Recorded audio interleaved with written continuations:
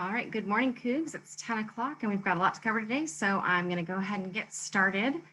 Good morning. Welcome to Coug Connect for September 10th, 2020. My name is Erin Hansen and I'm a human resource consultant based on the Everett campus. Today, I'm here to bring you part 5 of my tips and tricks for the Microsoft Office suite of programs. And today I'm going to mix it up a bit by throwing in a little Microsoft Windows 10 action. So far, we've covered Word, Outlook, Excel, and PowerPoint. And today in part 5, I'm just going to call it the potpourri because these tips and tricks will show you how to use multiple platforms to achieve results. So, for example, sometimes you can't achieve the results you want using just Word or just Excel. But you can get those results that you're looking for by using both platforms. So I'll also show you some simple but effective tips for working more efficiently in Windows 10. I apologize in advance to those of you who don't have Windows. I've got an iPhone, but I've really always been more of a Windows PC kind of gal. Even if you don't have Windows, though, stick around if you want to learn a few more tips about the other programs that we've already covered. And I do have to say that some of these tips and tricks I learned by simple trial and error. Others I learned when someone else saw me perform some action on a computer and said, "Why didn't you do that the easy way?" And if it provides you any insight, I should explain. Aside from learning to type in school, at least I think I was in middle school probably when I learned to actually had a typing class. I would venture to guess that many of us haven't had a lot of formal training on how to use some of these programs. I'm fairly certain I did not use Outlook when I was an undergrad at WSU, but I know I had to use it in my first couple of jobs after I graduated. So I can only assume I either A, fiddled around until I figured something out, B, asked someone for help when I didn't know how to do something, or C, Googled it. Does anybody remember these puppies? I remember it was a pretty big treat when we got to go to the computer lab when I was in elementary school and play with one of these puppies. One memory that sticks very vividly with me was when typing on one of these old iMacs. I must have been in about 3rd or 4th grade. I don't recall what I was typing, but something happened where I couldn't edit my text in the document without deleting other text. So now, of course, experience would tell me that somehow the insert button had gotten pressed, but I recall neither the teacher nor the computer lab teacher knowing how to fix the issue. These iMacs were brand new when we got them, so understandably the teachers were learning to use them at the same time we were. So I had to keep typing over the words I'd already written until I got back to the end and made darn sure that I didn't need to make any other edits. Mostly when we use these computers, though, we were all just really excited to use KidPix. So for those of you not familiar with KidPix, it was this sweet program that allowed you to draw and use stamps and things to make pictures. And you'd end up making art that looked kind of like this. So now I realize that this is no Adobe Photoshop or anything, but boy, was it fun to use when I was that old. So that was my intro to computers in elementary school. As I mentioned, I took a typing class in middle school. We also had a computer at my house where I learned to type using Mavis Beacon.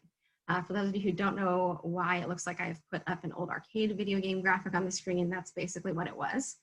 Letters appeared on the screen and you had to type them and they'd come faster and faster. And every time you missed a key, you'd get a bug splat on the window. I'd usually get to the point where there was no window left at all because there were so many bugs. But now I type somewhere around 75 words or so per minute on a good day.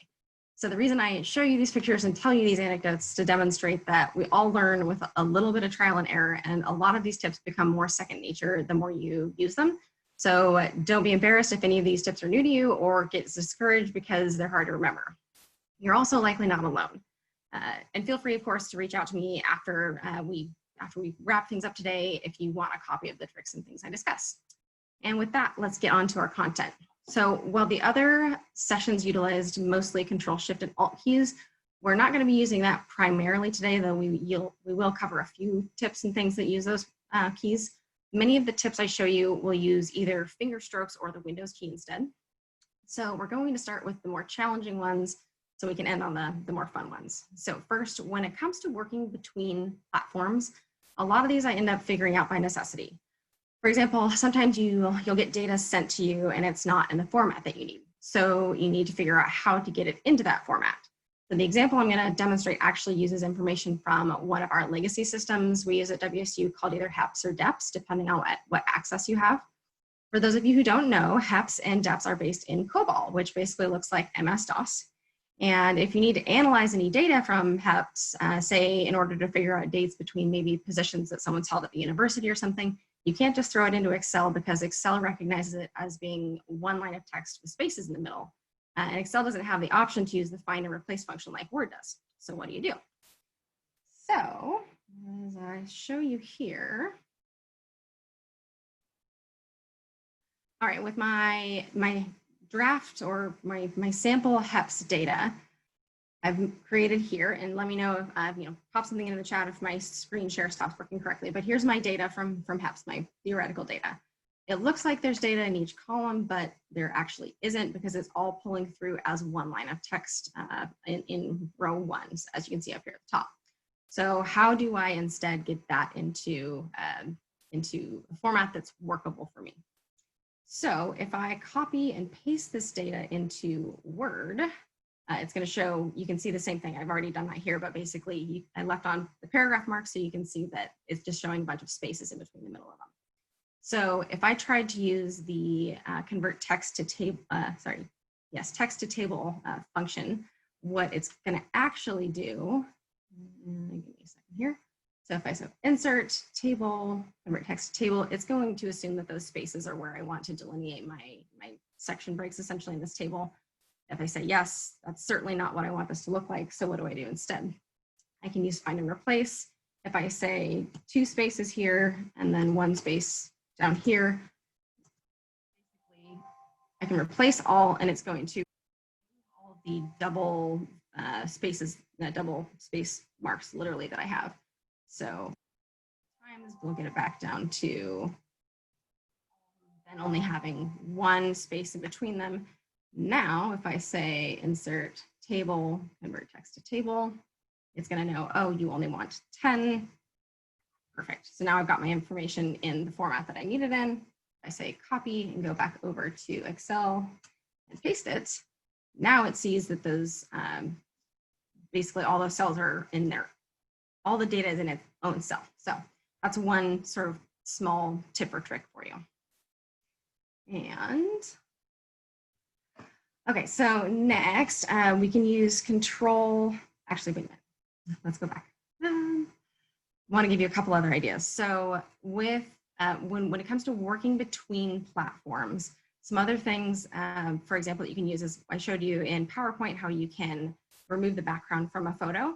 You can take that photo from PowerPoint then and put it into Word or into Outlook. You can also, like if you have data in Word document that you want, instead of displaying horizontally, you want it displayed vertically, you can use Excel's transpose feature to copy and paste the data vertically and then copy and paste it back into Word. So rather than walk you through a bunch of those steps, I'm just going to encourage you to think outside the box when you're working with these platforms. If there's something that you can't achieve, think about what else you could use. So even think about using things like Paint or Paint 3D or the snipping tool. And I cannot stress this enough, Google it. Often, if you have a problem and you're looking to solve some sort of weird question you've got with regard to these programs, someone has probably already had the same issue and they may have already found a solution and posted it on the internet. So don't spin your wheels if you don't have to. Okay, now moving on. So here are a few more tips that we haven't discussed yet for the programs that we've already covered. So, and at the end of each line, you'll see that there's letters in parentheses that corresponds with which programs these features work in. So Outlook, Word, Excel, and PowerPoint. So first you can use Control-Shift-W to underline words only, not spaces. I'll show you that in a moment. You can use Control-Shift-D to use a double underline. You can use Control-Shift, copy and paste, so C and V, to only copy and paste the formatting of something. So you're not actually changing the text, you're changing the format of the text. You can also insert screenshots in Outlook, PowerPoint, and Word, or you can insert 3D models. That would be pretty helpful probably for those of you who have kiddos at home that are doing presentations right now. You can fill data in multiple spreadsheets simultaneously in Excel. You can print titles in Excel, which is basically the equivalent of putting a header in your Excel sheet.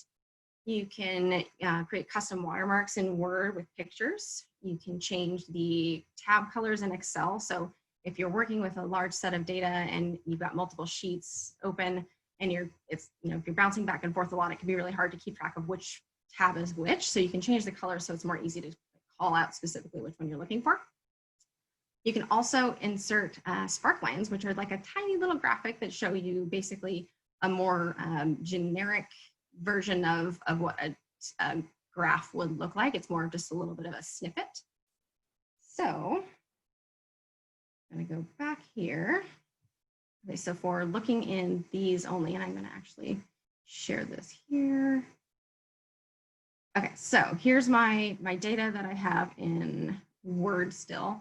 If I do Control-Shift-W, it's going to underline those individual words. So if I say Control-Z, I'm going to undo that. But down here where I wrote listen to my words, Control-Shift-W, listen to my words. So there's just another way of sort of formatting that.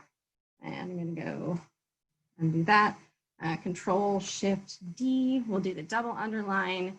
If I want to copy and paste that, like I said, if I say Control-Shift-C and then Control-Shift-V, it's going to paste the formatting only. I can insert a screenshot. So insert, this is very difficult to do with small windows open. So insert, and I can do screenshot, and Windows is going to say, well, Word will say, which of your open windows do you actually want to use here? So I can select one of those and enter a screenshot.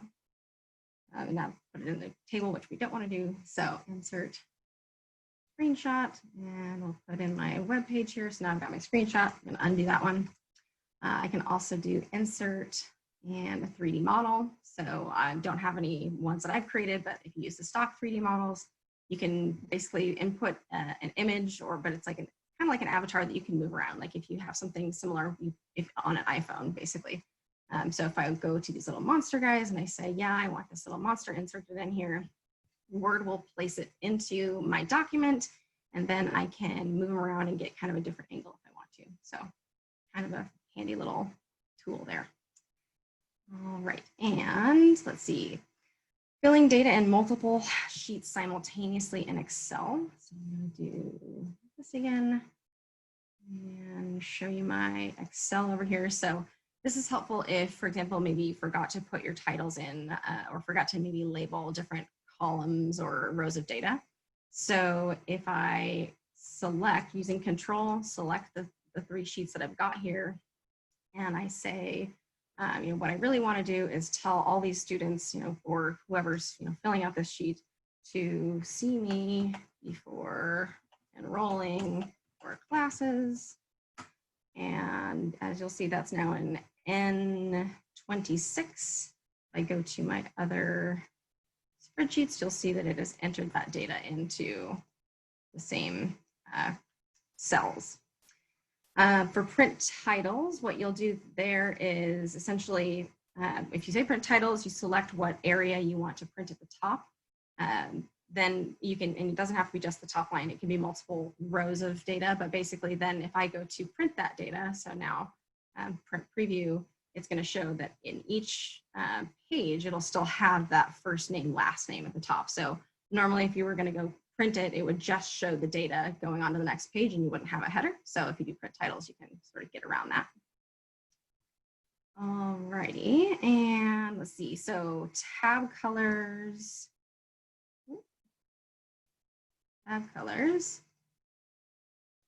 Okay, for here, if I want to say, I'm going to change my tab color to blue so it's easier to find. So if I'm toggling between sheets, much easier to see and distinguish that way. Picture watermarks and sparklines. Oh, sparklines are kind of cool. So if I've got my data here in Excel and I want to show sort of an overall trend, and obviously this is going to be a trend that's just going straight up because there's not a whole lot of data here. But if I go to insert, and you're going to have to forgive me here because it's hard to see some things right now with my screen open, insert sparkline. And I just put it in here. Insert sparkline. This is my data that I want to use. Say okay, and now you'll see I've got my little chart that says here's the overall trend in this data. And then with the custom background, if I remove my little alien guy here, I go to design watermark and I say custom watermark and choose a picture. And I'm just going to search Bing for a cougar. And I'm going to select this one here, insert. And now I've got this cool cougar watermark. So that's just one other kind of some cool options with regard to using the same platforms that we've already been in. Alrighty, and moving right along, as I mentioned, we've got a lot to cover today. So if I am going to, let's let's see. So, okay, when I'm working in Outlook, I often end up using the letter E with an apostrophe or an accent mark over it for it's in someone's name. So basically, how do I figure out how to do this? What did I do? I Googled it. And so obviously use whatever search platform you want. I'm using Google more as a verb here. But basically, all I have to do in order to enter in that E that I'm looking for would be use Control and the apostrophe. And then if I wanted it to be a capital letter, I would use Shift and then press that letter E. Otherwise, I just say Control apostrophe and then E. So they don't have to be pressed all at the same time, just Control apostrophe E. Same thing with any other vowel, A, E, I, O, U, sometimes Y. With the grave accent, it works the same way. You just use the grave accent mark, which is at the top left, kind of near the escape button on your keyboard. Same goes for using an umlaut. That one would be Control Shift colon and then the letter. And you could use the Shift as well if you wanted it to be capitalized. Same goes with using a circumflex. So Control Shift and then the little up arrow, or it's based where the number 6 is on your keyboard. And then again, Shift if you wanted it to be capitalized or don't. If you use maybe Spanish at all in your day-to-day work, you can use quick keys to do an N with a tilde over the top. So that's just Control Shift and the tilde, which again is up near that escape key. And then if you wanted it to be capitalized, press Shift first. There's some other kind of unique ones. When I was using a computer as a kid and back in the day when we used to like do minor sort of novice HTML stuff for our MySpace pages, I learned how to use the upside down question mark, which is Alt 168. You can also do an upside down exclamation mark, which is Alt 173. Alternatively, you can use Control Shift Alt and then that same symbol that you're trying to use. Those ones do actually have to be pressed all at the same time though. Again, I highly recommend that you Google it if you're trying to figure out how to do any of these things, because if you're looking for it, someone else is probably trying to figure it out too. All right, so now we're going to move on to some of the more fun and kind of cool little tricks that we've got. So with Windows, there are a few things you can do with the Windows key. If I use, let's go out of here. If I use my Windows key and I use my left arrow, it's going to move that window to the left. If I use up now, it's going to move it to the top corner. You can press back down. So basically, if I use my arrow keys, I can move it around on the page. And I should demonstrate here too what I've just done. Basically, you don't have to double click something to get it to maximize to your screen. You can just slam it to the top, or you can put it up in a corner if you want, or you can put it to the side, etc. So it's an easy way to get, if you want to have multiple screens open on the same page. Here's that cool COBOL-based program that I was talking about earlier. And let's see, so then we've also got Alt-Tab, which allows you to shift between your different platforms that you have open. You can use Windows Tab, and that will open up your virtual desktop. You can use Windows and the T to cycle through the apps on your taskbar, like so. And you can use Windows D to pull up the desktop. Oops, I duplicated it instead of using the Windows key. So that just pulls up the desktop. I can use Windows E to open up my File Explorer, as you see here. And Windows, this one's kind of cool. So Windows and the comma, here, Windows and comma will allow me to just peek at my desktop without actually putting it all away. Windows B will set the focus down in your notification area at the bottom of the screen, and then you can toggle around using your keys, your arrow keys. Windows L will lock it. I'm not going to do that right now, otherwise it would end our presentation. And Windows M will minimize all windows. And then if you want to get them back up, you do Windows Shift M. So Windows M is going to minimize. Windows Shift M will bring them all back up. Alrighty, now some other ones we've got. So Windows and S is to open up your search function. So that's a really easy way to get into there. You can use Windows and the I to open up your settings very quickly. You can use Windows and a number key. So for this one, let's say looking at the bottom of my screen, you see the calculator icon is the 5th one over in my apps that are pinned to my taskbar. So if I say Windows key 5, it's going to open up the calculator. And before I go on to the next one thing that's really neat to know about this is that this is more than just a like standard calculator. It's pretty neat. If you go over here to this open navigation, it'll allow you to convert things like currency or temperature, and you can even use a scientific calculator if you want. So little known fact, but that one's pretty cool. And let's see. So then control and Windows key and the period will open up little emojis. So now I can see my little emoji icons down here. I've got a cat, I've got a present, got a dinosaur, kind of some cool stuff there. And then one more kind of neat one for this is that if you've got a bunch of windows that are clogging up your screen, right? You've got too many things open, too many various instances of a program open. And one way to get rid of it and to make it go away would be to just grab the bar at the top and shake it. And it's going to minimize anything that's open on the screen. If you shake it again, it's going to open it back up. That one's, I think, very neat and very handy. All right, and then this is going to go over some things for Windows 10 on laptops, which I assume a lot of you are probably working on a laptop right now, but these are pretty neat too. So first things first would be scrolling. So if you want to scroll on your laptop, you would use two fingers rather. So if I'm here in my Excel and I use my two fingers, I can scroll up and down. I can scroll left and right. So it's handy. If you want to zoom in or zoom out, you'll use two fingers as well. So if I take my fingers and I go like this, I'm zooming in, zooming out, very easy there.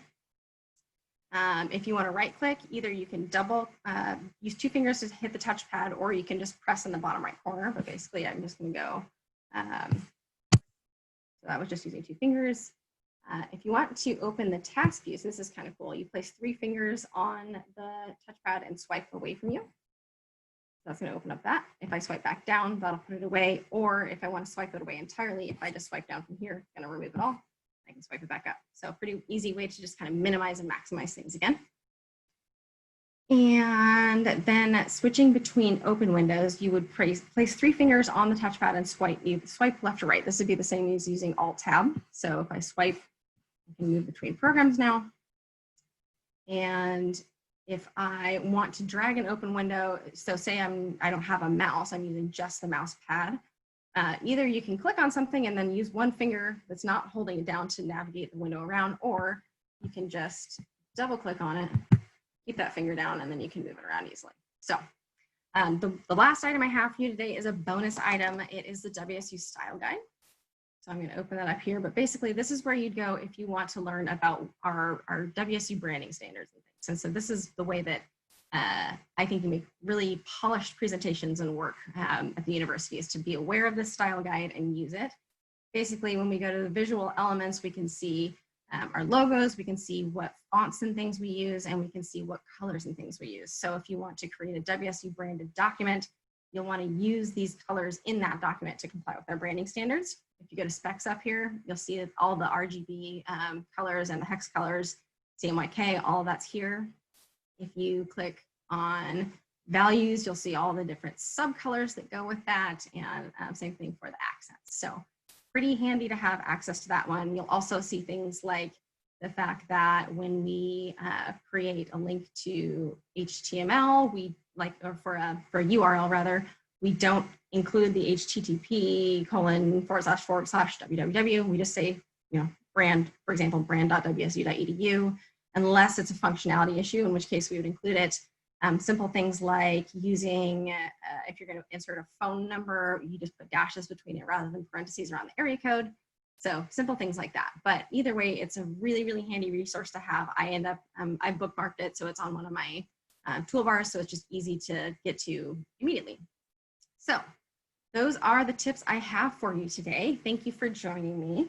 Tune in next Tuesday, September 15th at 10 a.m. to hear Alice Ma's presentation on digital minimalism, being mindful of screen time.